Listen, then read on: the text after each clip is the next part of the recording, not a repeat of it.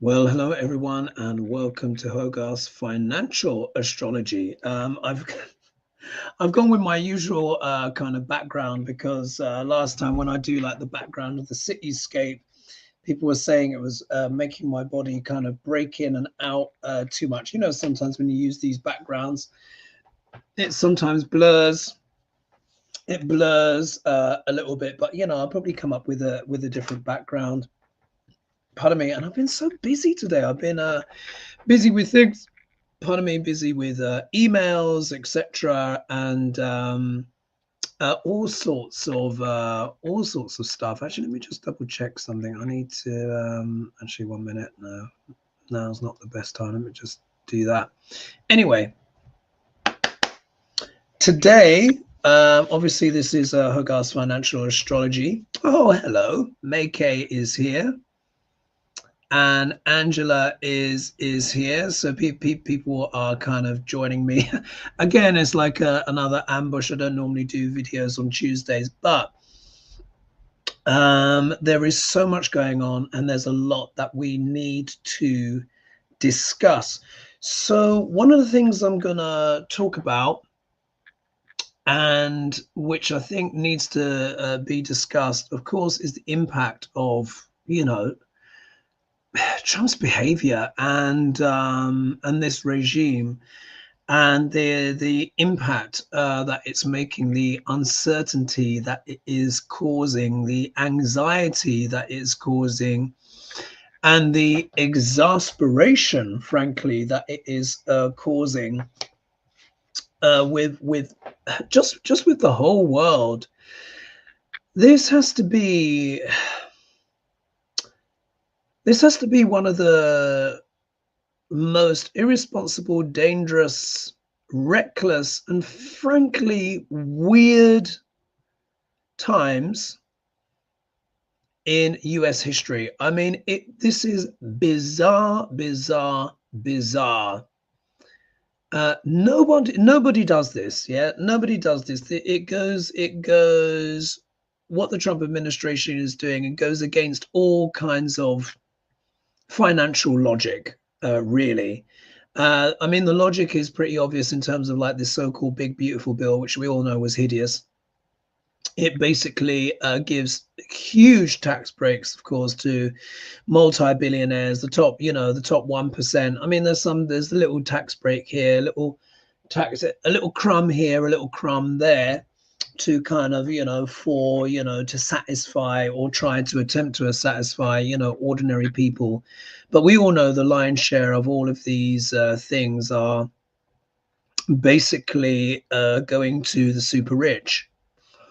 It's gutting Medicaid, Medicare, all of the stuff. You guys know what is going on. They say most of the stuff starts to kick in around about the midterms, and then the rest of the horrors should be just in time for the or after the next election has taken place, so they can obviously try and saddle the Democrats with the blame. It's just extraordinary. But the stuff on the tariffs and the stuff that is happening with tourism, we also need to discuss tourism. It's so destructive. It's one thing doing all of this horrible stuff to your own citizens and stuff like that. It is another to completely and utterly trash America's reputation on the world stage. And that part of the equation is yet to be answered. I mean, who does that advantage, really? I mean, it's just, these are crazy times that we're in. These are crazy times that we're in. So I thought it was, it's time just to kind of have a little touch base and have a little dial in and a little discussion and a dialogue about where things are going.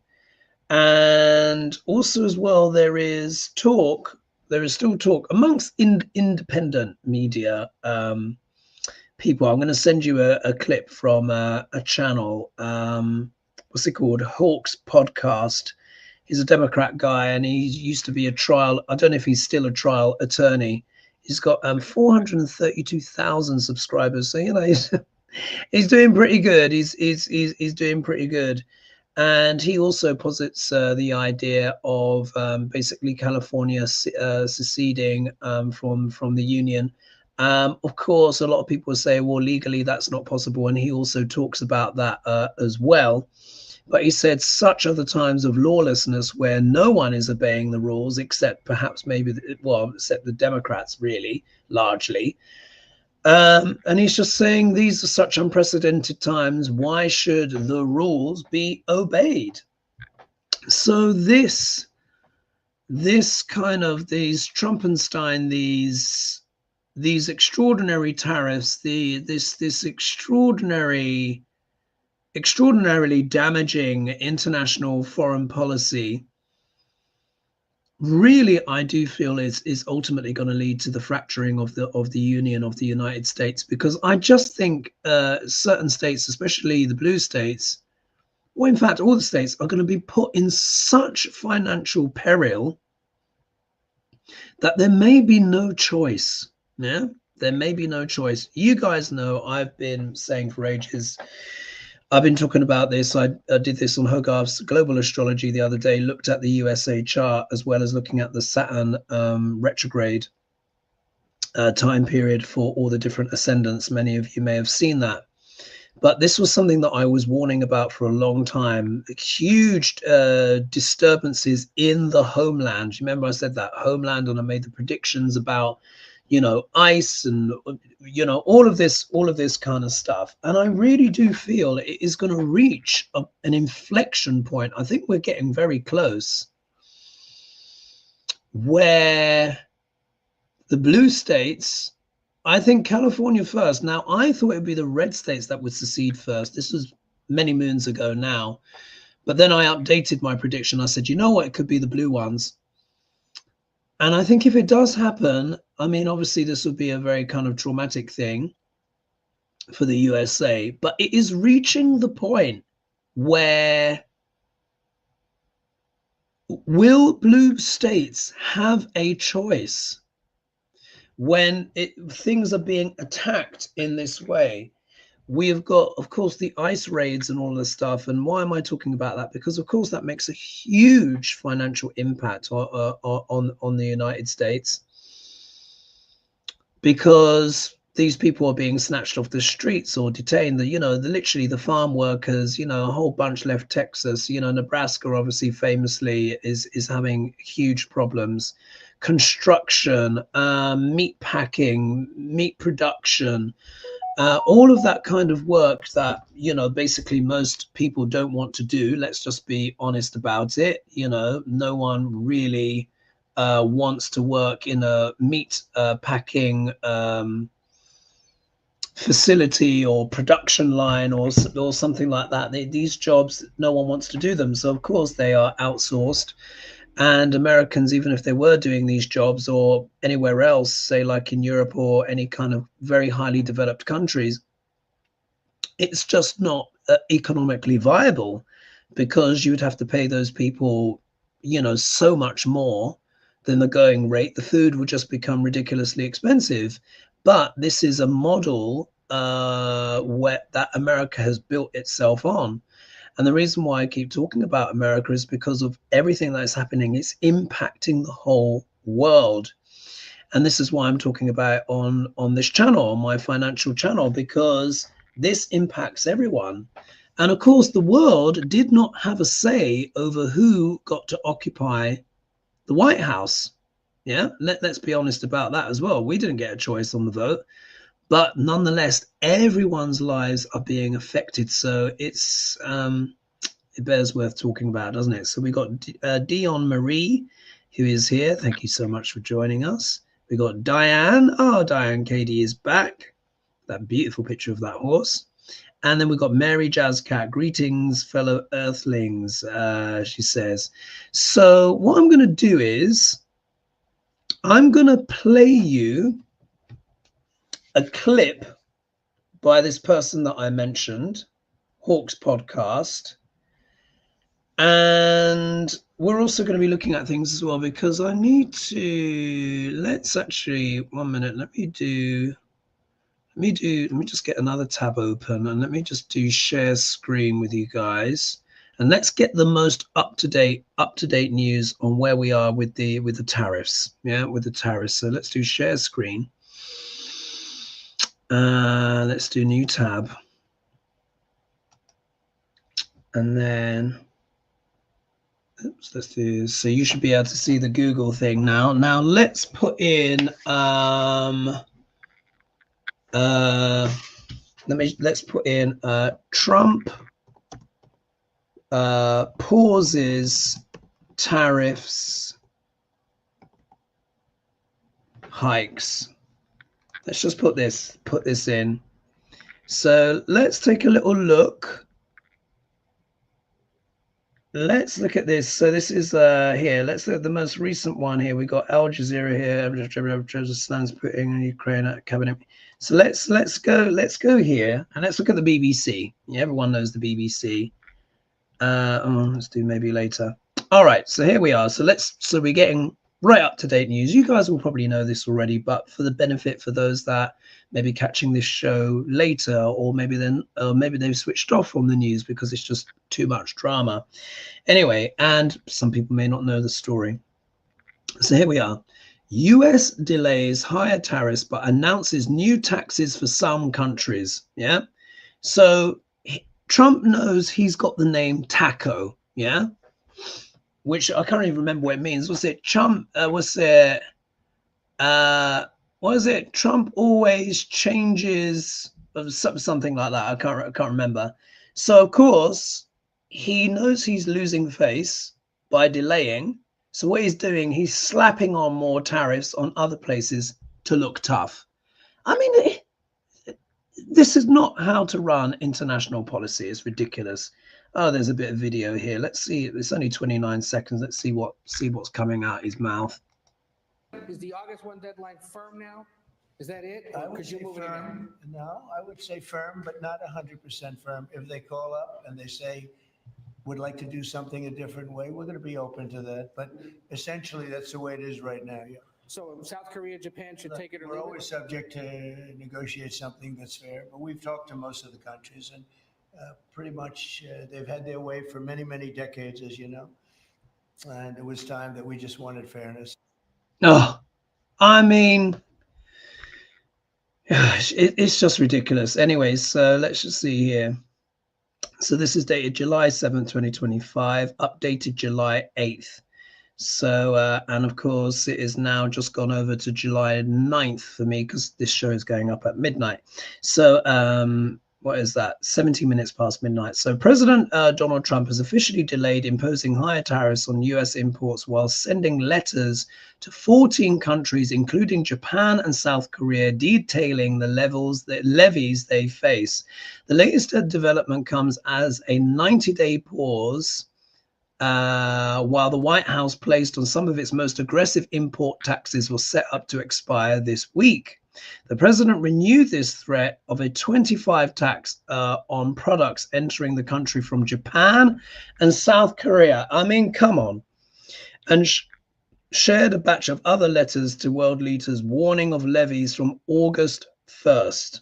I mean, this is madness. Higher tariffs have been set to come in effect on 9th of July, having previously been suspended, with White House officials saying they would look to strike trade deals. When asked by a reporter whether the new August date was a hard deadline, Trump said, "I would say firm, but not 100% firm. If they call up and they say we'd like to do something a different way, we're going to be open to that." Economist Adam Ahmad Samdin from the research of Oxford Economics told the BBC that the extension came as no surprise, since trade agreements often take years to finalize. Everybody knows this. Such deals are usually extremely detailed, he said, adding that although Vietnam became only the second country after the UK to strike an agreement with the US, it was of a broad framework, speeding up talks rather than a full deal. Also on Monday, Trump shared letters that addressed to 14 leaders of countries on social media, informing them of the latest tariff plans, while adding that the rates could be modified upward or downward depending on our relationship with your country. And then I'll just finish off here. Most of the tariff rates in the letters were similar to those outlined in April when he made his Liberation Day announcement, threatening a wave of new taxes on goods from various countries. So let's just stop the share there and go back in. You guys can see for yourself, this is utterly ridiculous. It speaks to the level of corruption and cultishness within American politics that this man has not been impeached several times over now. This is impeachable stuff on its own, without even all of the rest of the douchebaggery that has been inflicted upon the whole world. This is just ridiculous. And all it is doing is undermining America's position in the world. So the idea of this is that with the people that are advising him, who of course are lunatics, and this guy, what is it, Navarro or something like that, that was giving him this advice on tariffs, and it turns out Navarro, that this advisor Navarro had actually made up, and it was an acronym of his own name. And this is some of the policy, the cutting edge policy, yeah, that is being espoused and enacted in the world, which is completely faulty and bunk. Yeah, this is utter bunk. All it is doing is hastening the decline of America. It's not making America stronger. This is no way. He is tearing up the global order since the Second World War. And all it's doing is just, the only one who's really benefiting from this, of course, is China, who are obviously annoyed, but they cannot believe their luck as well that a US president will be doing this. I think that this is a tragedy. It is exasperating. And I just find that it's so sad that there seems to be nothing that this madman can do that will get him impeached. And let's not even get started on the alligator Alcatraz and stuff like that, which is just horrific. And, you know, I mean, horrific. But that is not obviously financial. That is obviously on a separate kind of thing. I just find this stuff extraordinary. So Annette Bernier says, Manis too with Trump's tantrum at his cabinet presser today. Oh, what was there a tantrum? What did someone kind of half quasi tell the truth on something? This is Brenda Allen. What was the gist? What happened at this press event? Because, you know, it's hard to keep up with the ludicrousness that is going on. You know, it's just ridiculous. It is just ridiculous. This is not sustainable. So what I'm going to do is one of the things as well that has happened. So with these new tariffs, he's slapped, I think it's 25% tariffs on Japan, isn't it? 30% tariffs on South Africa. I'm not sure what the others are, but those are definitely ones that I remember. I mean, tariffing Japan is madness. Let me drink some water. Why? Japan is one of the biggest holders of US debt, yeah? IOUs, bonds, basically. They own the most. It's between them and China. And what that means is it means that Japan has a huge potential influence over Japan and China have a huge influence over whether or not the US economy is viable or not. Now, that might seem a bit extreme, but really it isn't. They are the main holders of American debt. And the way it works is that Japan for decades, along with China, has been buying American debt. So what that means is that essentially it's how a government raises money. Many of you may know this, but it's essentially an IOU. A bond is an IOU. So the American government goes, right, okay, sugar, we need to raise some money because we've got this huge deficit, yeah, which of course is now being widened even more. Remember, by over 3 trillion and loose change, by the big beautiful bill, which adds to the deficit. Let's not forget that. And what is the way that the US government or any government can raise capital for spending, infrastructure, business investment, health services, etc., these kind of things. So you basically issue this bond, and this bond is bought by private investors or foreign countries. So say like in the case of Japan, who's bought a lot of these bonds. So essentially, let's just use the analogy of like $100,000. Yeah. So a Japanese company or the Japanese government buys a bond for $100,000 or to the equivalent thereof. The US government gets $100,000, but then they have to pay interest on that loan. Yeah. So Japan buys the bond. They hold that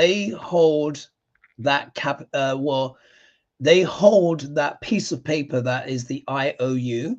America gets the money, but America has to pay interest on every bond that is sold. Yeah. And this is where like the things like with the financial ratings and all of this stuff comes in. You've got like agencies like Moody's and all of these different ones that are essentially these international rating agencies that decide on the status and viability of countries to lend and the likelihood of them defaulting on those debts. Now, as you know, up until recently, America had a AAA rating, which has been downgraded to AA recently. Now, that's still very, very good, but the fact that it's even dropped at all is already danger bells.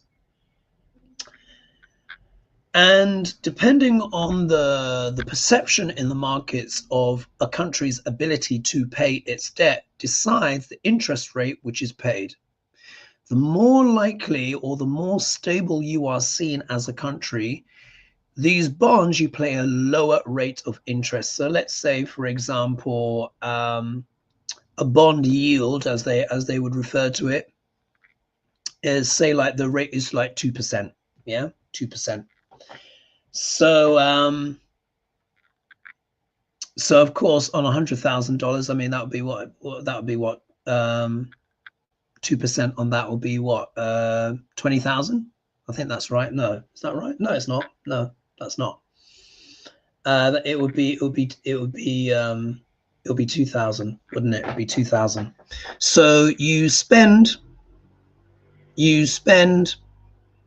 or you give $100,000, but you get $2,000 in interest, as it were, if the rate were 2%. Yeah, because of course we're just thinking in hundreds here.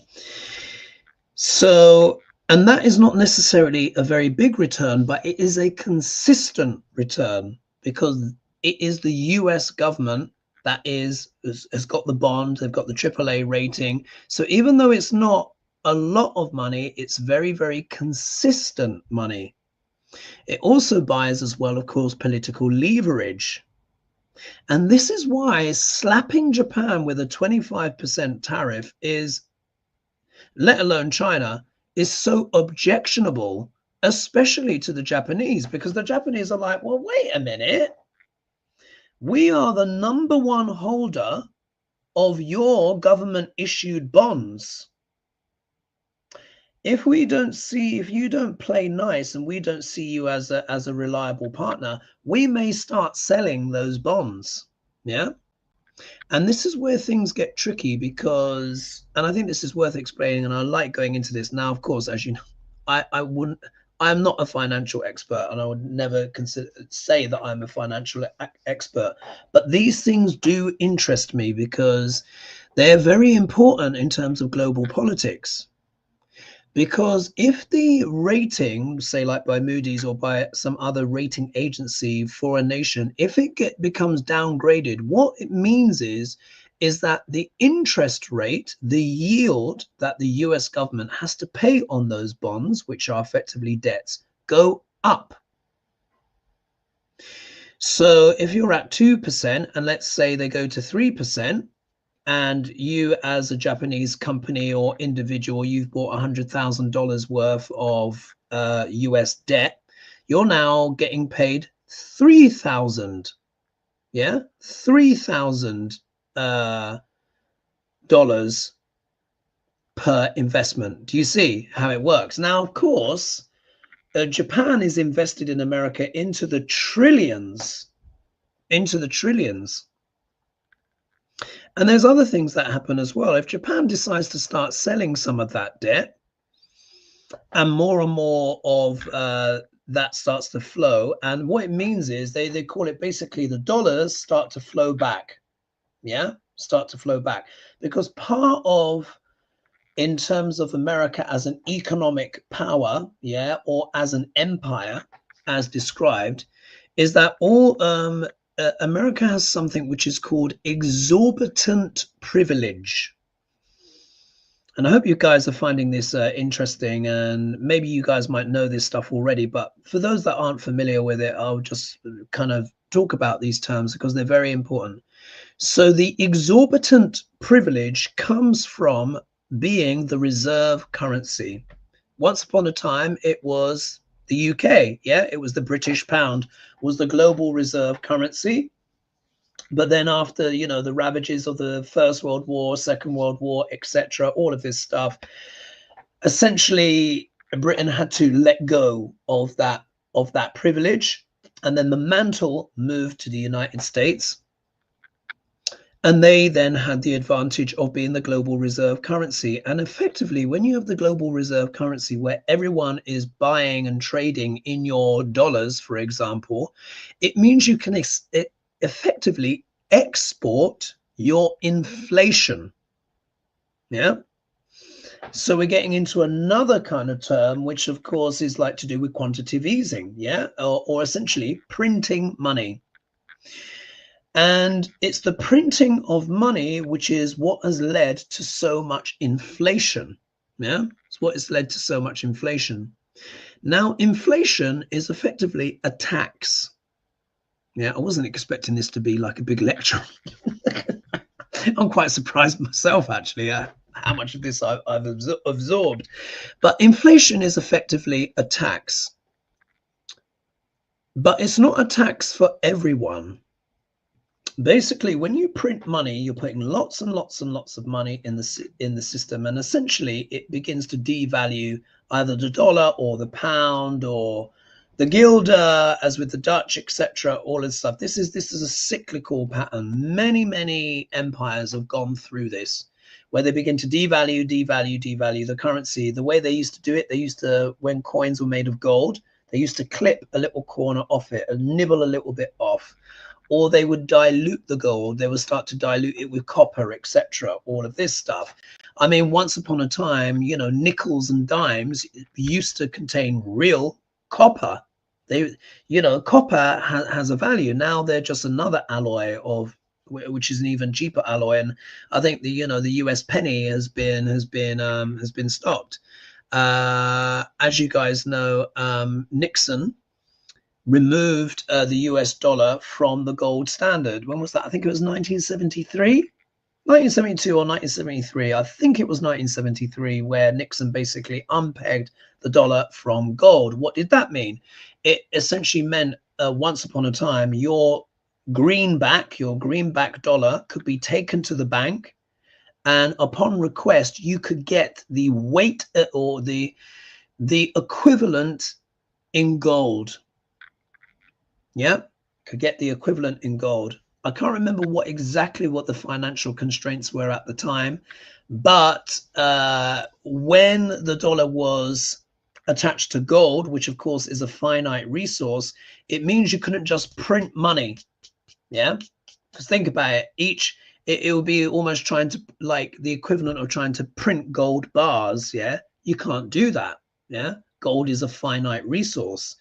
So what it meant was, when the dollar was pegged to gold, there was only so much that you could do in terms of deficits. Yeah, you couldn't print a whole load of money willy-nilly. Yeah, because there wouldn't be enough gold in Fort Knox, etc., to back up that the IOU of the greenback. All notes are essentially a form of IOU. And this is why you see on the back of the $1 bill, you see, like, you know, the Federal Reserve Bank there, etc. And in some way, somewhere it says, you know, IOU, blah, blah, blah, something like that. Anyway, they may have changed it now, but it was like that for a long time. So why am I telling you all of this? Because everything is an ecosystem. So much of an economy and its success is to do with perception. Because the dollar is now a fiat currency, and almost all the currencies now are fiat currencies, which means they're essentially, they can be printed out of thin air. So there have been times, because of these big deficits, the deficit has been allowed to go up and up and up. One of the biggest increases, of course, in the deficit was under Trump's first administration, added lots, trillions to the debt. Then there was another peak under the Biden administration because of COVID. Yeah, so essentially the economies of the world were shut down, so they had to print a lot of money. And then, of course, you know, those so-called fiscal conservatives have just signed the big beautiful bill, which adds what? Trillions more onto the debt and the deficit. Do you see? And the thing is, what happens is, when you print money, the spending power of each dollar or each pound or each yuan or guilder or whatever the currency is starts to go down. Yeah, because there's too much supply. But what happens is that those that own assets, the values of those assets go up. You see where this is going? The value of those assets goes up because you start to have inflation. This is part of the reason why we're in the world is in the pickle that is, because there was a lot of inflation, a lot of printing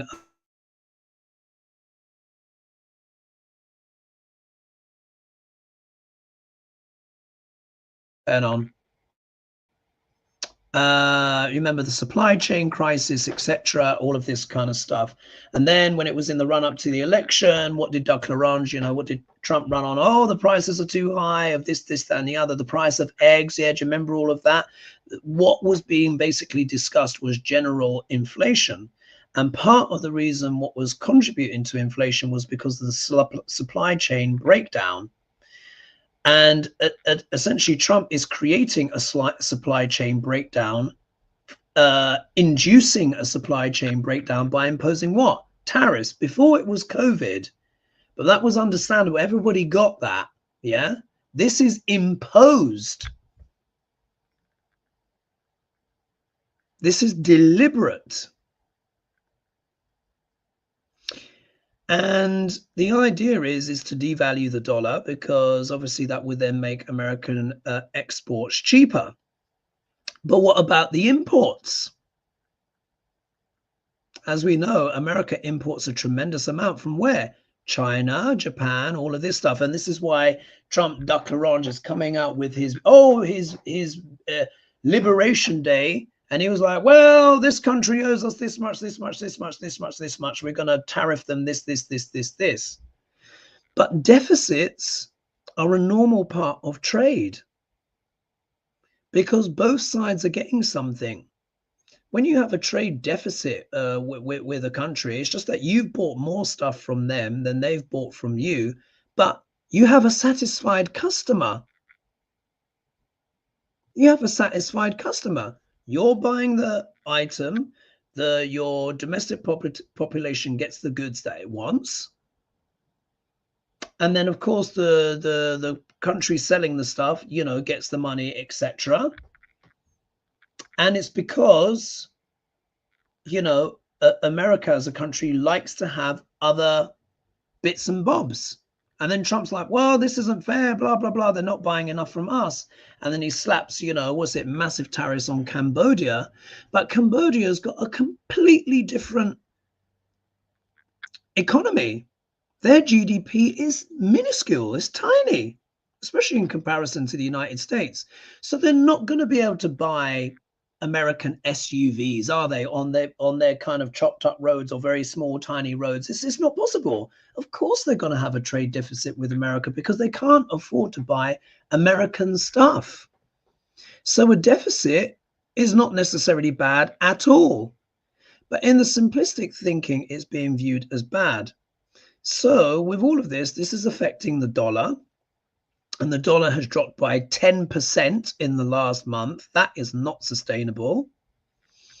And that's affecting all sorts of things. So yes, it makes American exports technically cheaper. But what is America manufacturing at home that it can sell to the rest of the world? Not much, as we know, because America has more of a service industry now. It's not a big manufacturing hub like China is, and nobody wants to do those jobs. So when he's talking about bringing, you know, these manufacturing jobs back home, when they've surveyed Americans, guess what? Nobody wants to really work in a factory putting in tiny screws into things. So this whole kind of thing of these bringing these jobs back home is a fallacy. And then with his merch and his products and stuff, they're all made in China anyway. As the value of the dollar goes down, it means imports become even more expensive. And they're already becoming more expensive because now there's reciprocal tariffs. Do you see how it goes? Which is more what? Inflationary. The more inflation goes up, the more that the average person's buying power goes down. Ordinary people cannot afford to buy stuff. But those that are wealthy and have assets, they can leverage their assets and the value of their assets goes up. This is why nobody can afford anything anymore.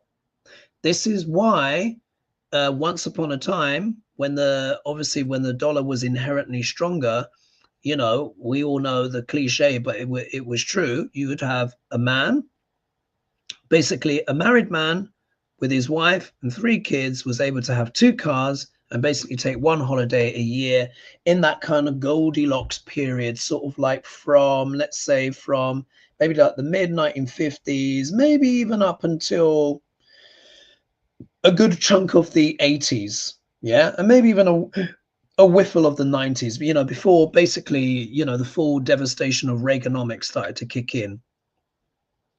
And I hope that you guys are able to follow this because, you know, and it might seem like a bit of a circular idea, but this is where I like to go into the detail on these things because it's very, very important, because it's very often hard for people to understand the interconnectedness of global economies. And of course, this regime, the Trump administration, doesn't seem to understand any of it.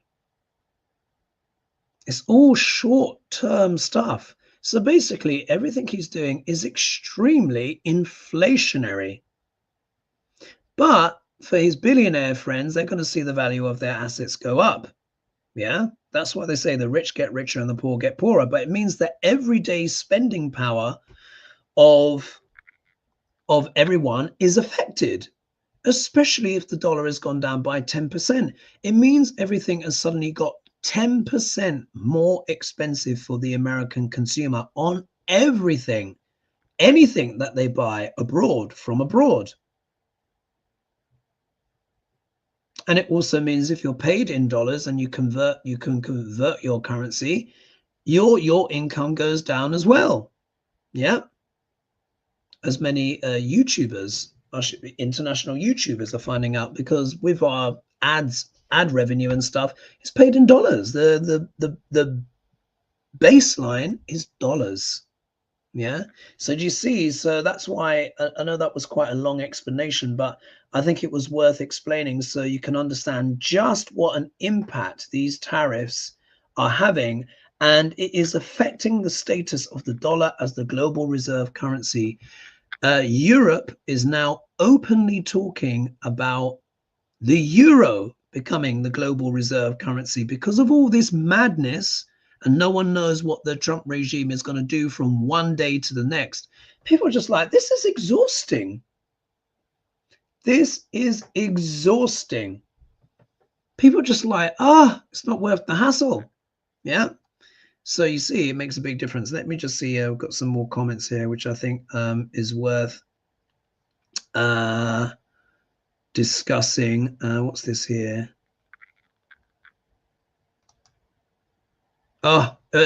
Angela says Trump was given a nomination letter for the Nobel Peace Prize from Netanyahu today.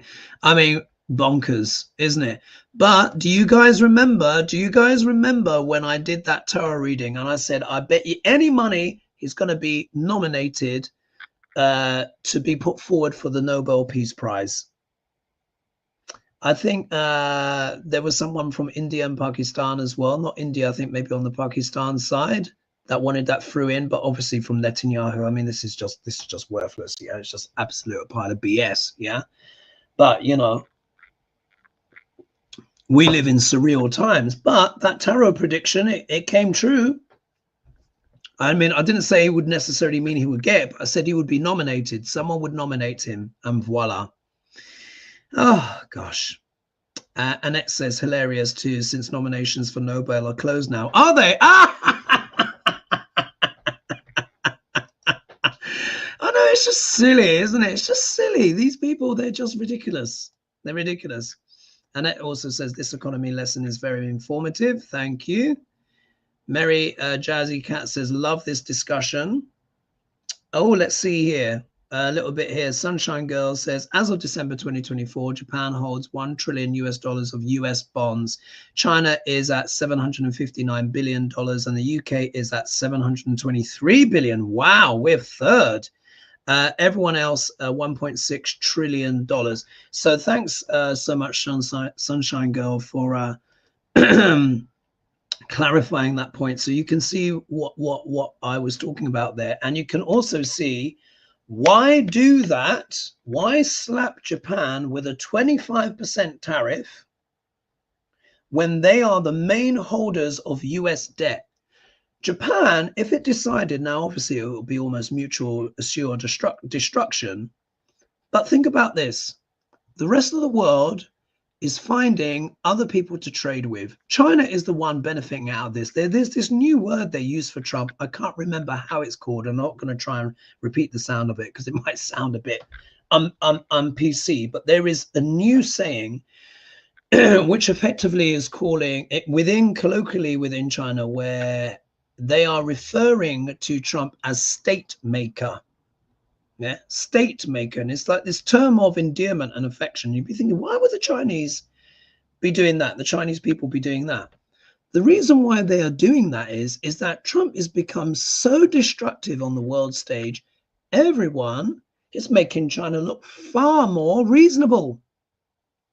And they are by comparison. Now, don't get me wrong.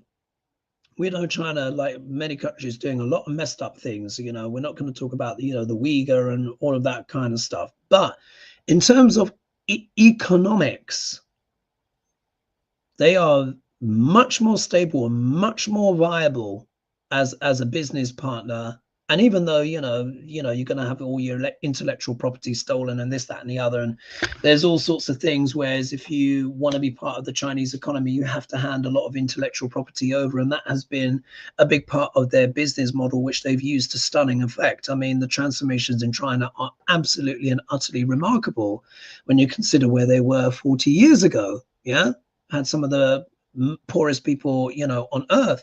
Now they've got a burgeoning middle class. Now, does it mean their economy is perfect? No, there are issues. There were too much house building. There's not enough children because of the one-child policy. They're aging out as a nation, etc. They'll soon be overtaken by India. Well, in fact, they've already been overtaken by India in terms of population. And for me, India is the real dark horse of this. And I pulled tarot cards on them probably about a year and a half ago, and they got fabulous cards. Really, like the future in about 20 years from now, 15, 20 years from now, I would say is fair. is India. Yeah, but China is basically getting there already, but it's being helped by these erratic and crazy policies. So what I'm going to do is I'm going to share a clip with you. It's only going to be about 3 minutes 30 seconds from this lawyer that I was talking about, which is giving a little bit background of this secession idea of California, and I don't blame them. Let's see. Here we are. Diane Cady says, I'm familiar with much of this, but need reminding as few things keep distracting me. So I find this all very interesting. Thanks so much. Is Duck even calling the plays? It seems he seems out of it. So love you. Oh, thank you. Indeed. I'm not sure if he is, to be honest. I think Trump, Duck L'Orange, has been, his presidency has been kind of hijacked in a way, you know, and it's not to let him off the hook, because we know he's deeply wicked and corrupt. But the whole point is, if the people around him were more benevolent, there would be literally more benevolent outcomes. They are just flattering and enabling his worst characteristics because it suits their agenda. Do you see what I mean? It suits their agenda.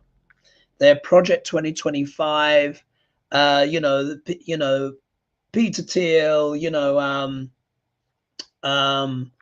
what's his name? The Goebbels reincarnated, who's coming up with all the alligator Alcatraz, all of that stuff.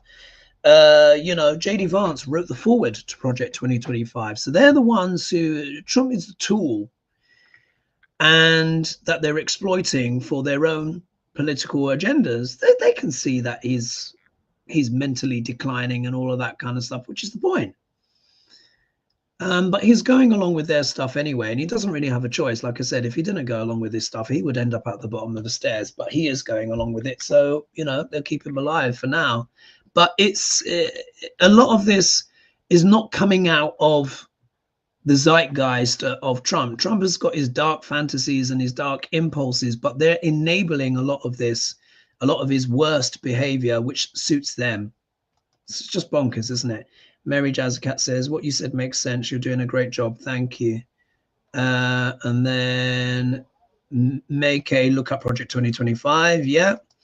And then Maggie Walsh said, I brought £1 bag. I brought a £1 bag of lemon drop candy from Sicily in May, and it cost $7.99. In June, the price went up to $12.99. Do you see? That is inflation. Yeah, that is inflation. It is the crudest form of tax. And this is why when inflation has got too high, it's ended every empire. Every empire in history has suffered from major inflation at some point. It's just because America is the global reserve currency, it's able to export it. However, if those debt bonds start getting sold back, yeah, so Japan or China may not be making their 2% or 2.5% on terms of the debt that they've bought, yeah, but it keeps those dollars out of America. Once they're sold back or they're just sold on the international markets, what happens is America starts to become flooded with dollars, and then basically what you get is the currency just rapidly begins to devalue. That's why Trump had to U-turn the other day, you know, when he was helping his friends, his billionaire friends, with the stock market and all of that kind of stuff. And then he did a rapid U-turn because Japan started selling the bonds, being like, F you, what you, or as Trump calls Japan, Mr. Japan. Mr. Japan was like, right, sell back. Dollars market, whole market started to crash. Whoa! U-turn. Yeah. So treating Japan badly or treating China badly is not a good idea. I didn't know that the UK was third. We hold the third amount of the bonds. So that's big leverage as well. And one thing I've been learning recently as well is that Germany and Italy want their gold back. Yeah. So let's do this here. An imposter used Jews Nut says an imposter used AI to impersonate Secretary of State Marco Rubio and contact at least 3 foreign ministers. Wow. Gosh.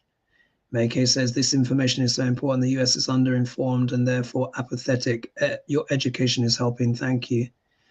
Let's just see here. BZ said Japanese do not say much, but they kind of know that the orange is a mad king. So we're hoping sooner or later that he would leave. Yeah. When we bought US bonds, I believe Japanese yen was from 80 to 100 yen against the US dollar. Now we are at 146 yen. So if we sell it, then we could, then we can make good profits. Right. Right. Oh, Callista. Hello, Callista. And she's saying hi, Hogarth. Did I get back to your emails? I think I did. What's good is, I'm able to, I'm processing more emails than ever and all of that kind of stuff. What I'm going to do is let's show you that clip. First of all, though, let me just do a little screen share. And just to remind you guys of, obviously everyone knows about my new website, which you guys have seen. That is not Photoshop, by the way. Like I said, that was the genuine shot. It's remarkable, really, isn't it? Anyway, but as you guys know, I am doing my retreat in Ibiza. So forgive me for the quick share and the quick plug on here, but I'm so excited about it because I want to teach people, about Neo-Vedic astrology. Yeah. So it's going to be from the 7th to the 9th of November 2025. So if you click on here, and a couple of people are coming already. I'm so pleased. So a couple of spaces have sold already. So here I booked next retreat, Ibiza, 7th to the 10th of November, Balearic Islands, Spain. And then, of course, you can see this is Aguamadera here. It is a stunning place. It is absolutely gorgeous. I love this photograph. I need to share more, actually. This is not Photoshop either. This is light painting. Yeah. I'll have to do a little private video for membership so you can see how that happened. So, of course, you've got lots of lovely people that will be joining us there. The closing ceremony is going to be here at Esvedra, not on the mountain, overlooking the mountain. I mean, that would be perilous. Imagine trying to get to the top of that. and then, of course, so everything is all there, and it would be wonderful to have you with me. And if we go here, you can see this is the retreat page here, which you can look at, and you can download the brochure if you want. And this one here, this is the sofa bed shared room, and you can see all the requirements, the pricing, the packaging. Most people are going for the single room so far. But, if you really want a bargain, you can go for sofa bed shared room. Yeah, that would save you a lot. And then, of course, all of the details and all of that stuff, location maps, everything that is happening on the retreat. You've got more photographs there. And the theme is Greek gods and goddesses. So I will be suggesting a Greek god or goddess for you to have as a kind of costume. It doesn't have to be ridiculously over the top, inspired by, but based on your chart. Yeah, based on your birth chart. Yeah, whichever planet is strongest, I would suggest which god or god to potentially show up as. And it could just be something ceremonial or a little item of clothing, and it's a nice icebreaker when people are mingling and all of that stuff. But you can also wear that outfit again for the closing ceremony, or even a different one on the penultimate day. So I just thought people would find that really interesting. That's it. So Brenda says, the taco, Trump always chickens out. I think the US has the power to control world economy. Tariff threat gives a bully a feeling of despotic influence. His base premise is wrong. Yes, indeed. Let me do that share. Let's play you 3.5 minutes of that clip. of this lawyer. Let's see, work. Here we go. So this is the clip. Hawks Pod. I think he's staunch Democrat, as you would imagine. You can see here 432 432,000 subscribers. My goodness, isn't that extraordinary? Good for him. Now listen to this. I've watched this video clip, but I think the first 3.5 minutes is relevant. So let's just watch this. So make sure the volume's nice and up. Time for the state of California to secede from the United States. That's my argument that I'm going to make in this video. So I did a little research on the legalities of it, some research on economies involved, what the arguments are in favor, arguments against, what the consequences would be both for California and for the United States if California seceded from the United States. So let's dive in. First, there is no legal pathway for California to secede from the United States. Fortunately, we are no longer a nation of laws, is my argument. Look at our president. Look at the Republican Party. Laws, we've hit a point where Democrats and people on the left are the only ones who are still playing by the rules.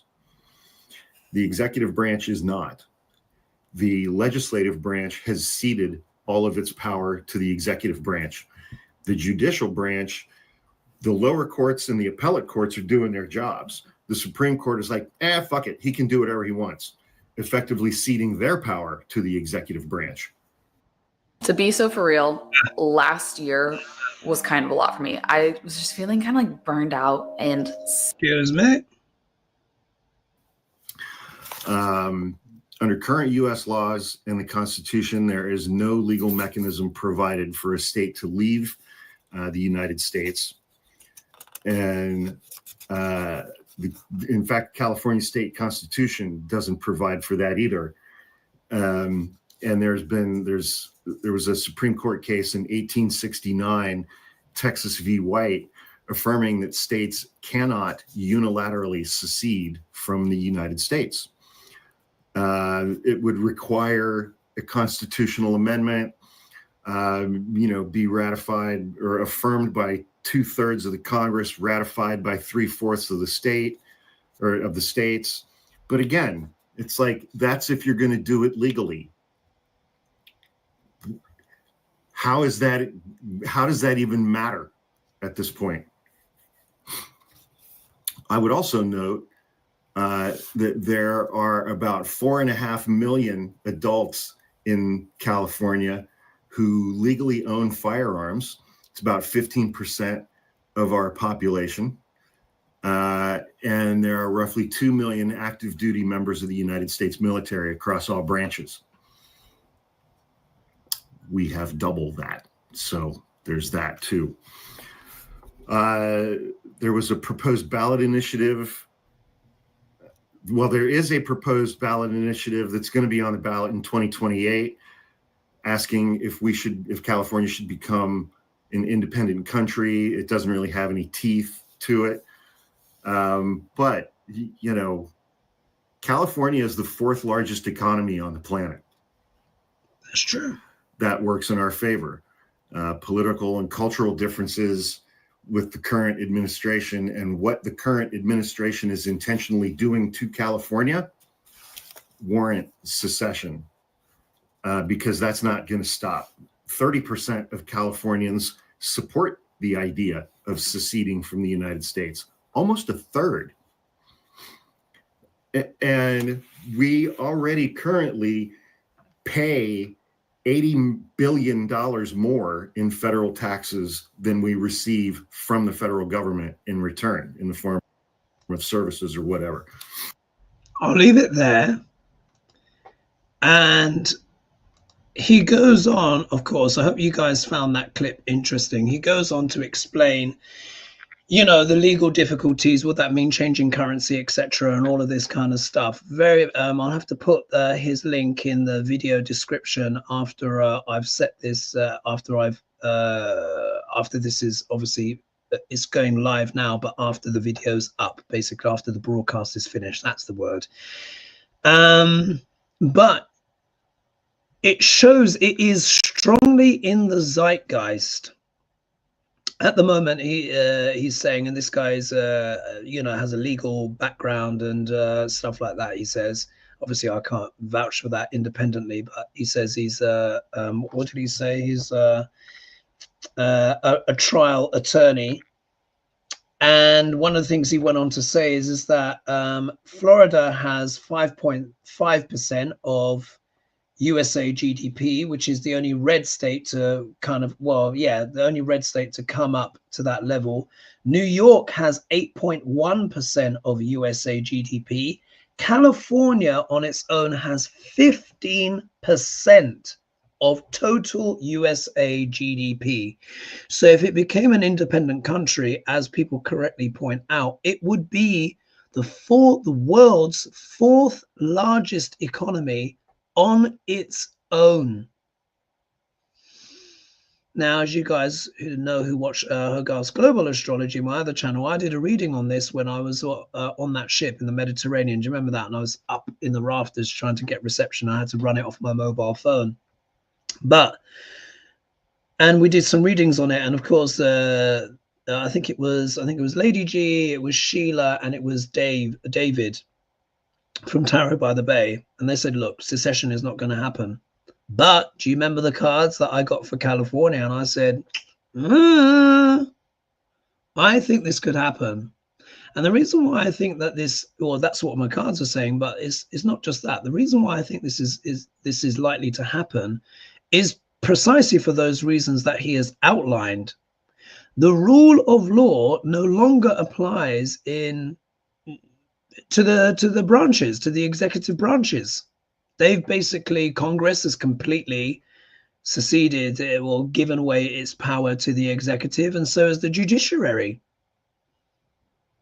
The Constitution is not being followed, so why does California have to follow the Constitution if it's not being followed by the other branches of the other branches? The economic injury that is being inflicted upon America is not sustainable. It really isn't. A lot of people, a lot of independent YouTubers are saying, well, what are we paying our taxes for? If you think about it, you're paying all of this tax, you're not getting, all the services are being cut, and it's only going to what, the top 1%, and the top 0.2% of those billionaires get the most. Like, what is the point? You know, even though it might seem like a scary idea, California could save a lot of money by seceding. And if you think in terms as well, if they were to set up their own private trade agreement with China, which has already been floated by Gavin Newsom, by the way, you guys probably know that already. Let me just do a quick let me just do share screen again, and then I'm going to wrap the show. Let's go back. Let's go. No, that's my email.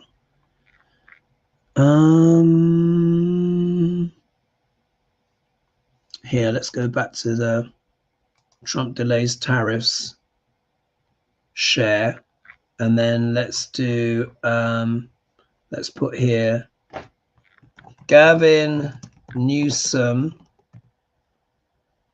Gavin Newsom wants trade deal with China. Trade. Let's put here separate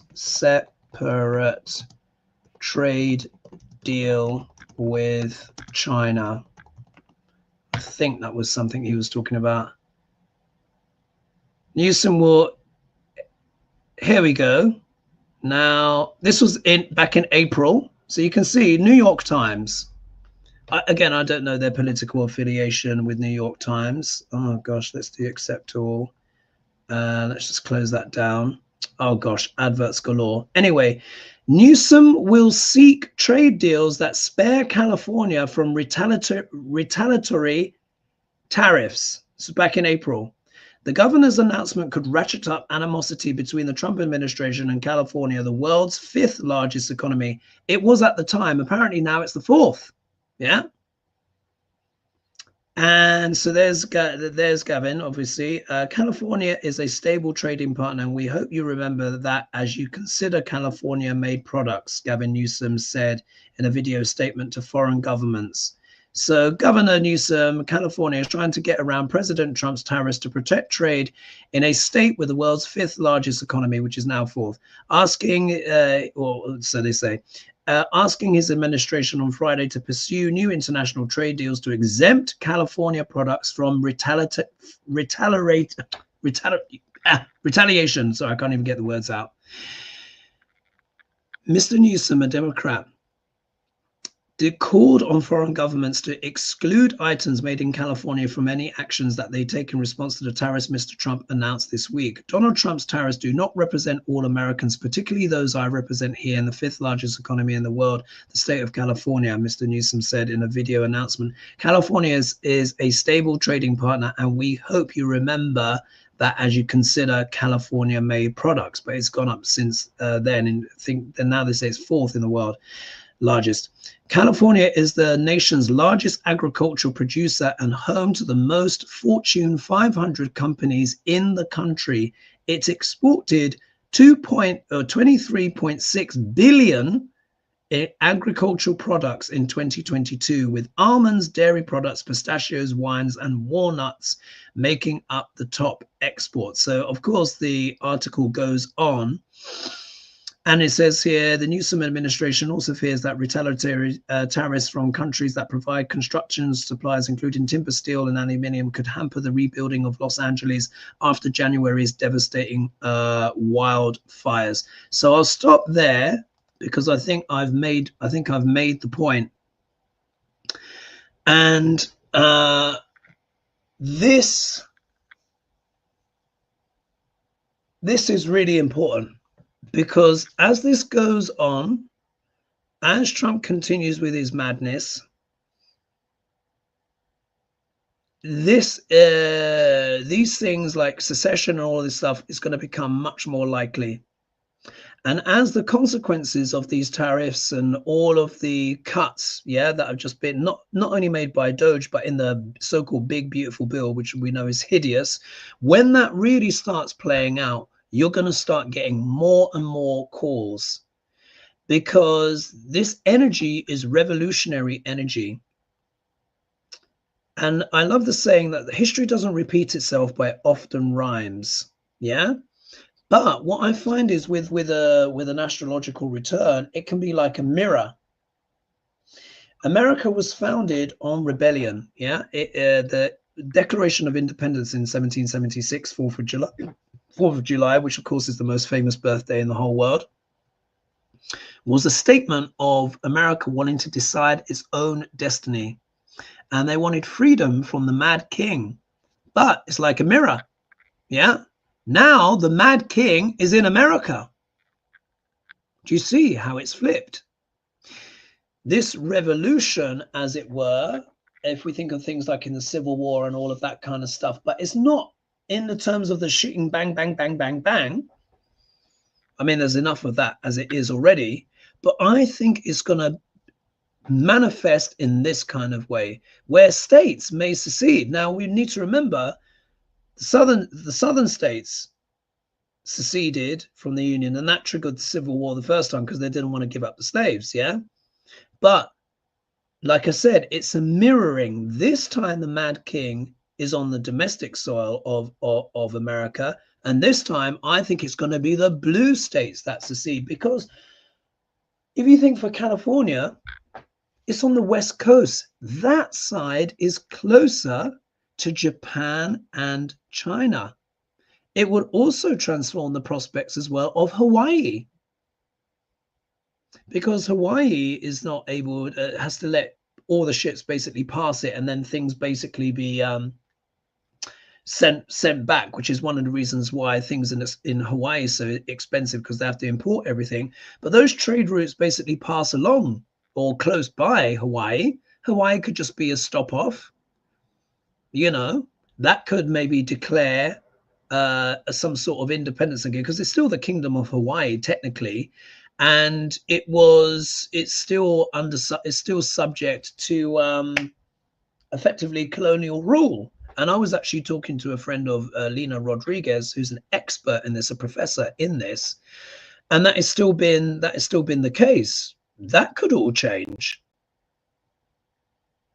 because like they say, money talks. So I know in a way we've covered a lot of ground here, but I felt it was just important to kind of discuss these things, because this is kind of like what is at stake here. You know, this is just absolutely madness, isn't it? Someone was saying here, Carly was saying, I'm not getting notified when you're on YouTube.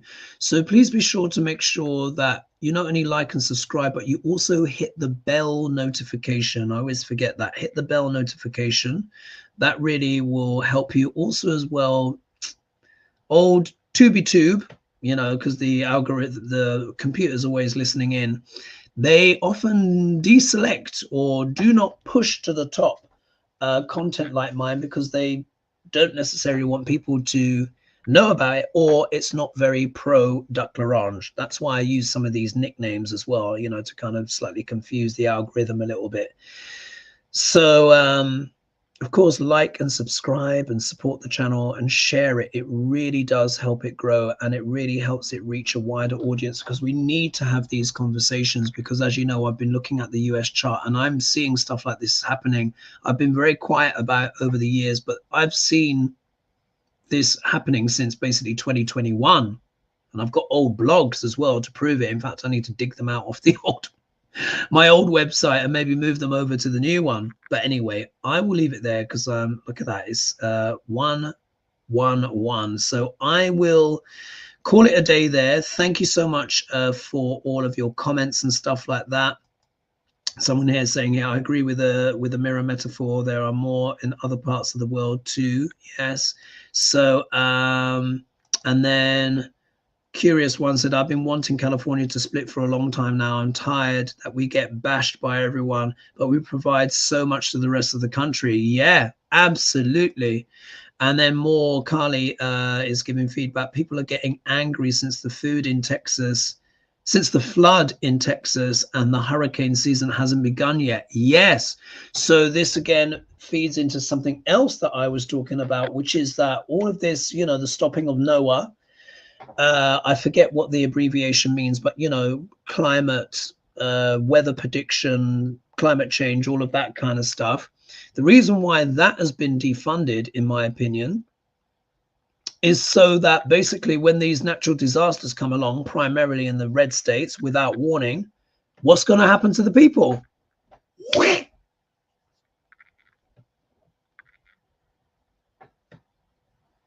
It's that dark. Yeah. And as that becomes more and more and more clear, we will see more calls. Yeah, we will see more calls. So some people just saying here, thank you, got to go, thanks so much. And let's see. And then someone else is saying here, joined very late, interesting moment. We'll watch from the start.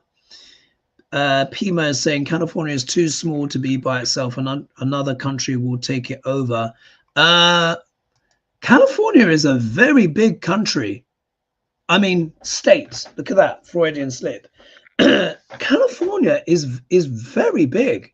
You got to remember, it's the majority of the west coast, and other places will join it as well. I think half of Oregon will join, etc. But anyway, I think I've made my point and I've put the arguments out there. This video's getting a little bit long now, so I will end it there. But food for thought. Let me know what your thoughts on that. Please, of course, like and subscribe and share. And if you'd like to see me, of course, in Ibiza, yeah, go to my website, hogarthglobalastrology.com. It's in the video description, or if you'd like a consultation with me as well, you can book consultations there as well. And let's see how it goes. So thank you so much, everyone, for joining me. Big love. And let's see. Yeah, let's see what happens. But anyway, big love and bye-bye for now. Thanks so much for joining me. All right. See you soon.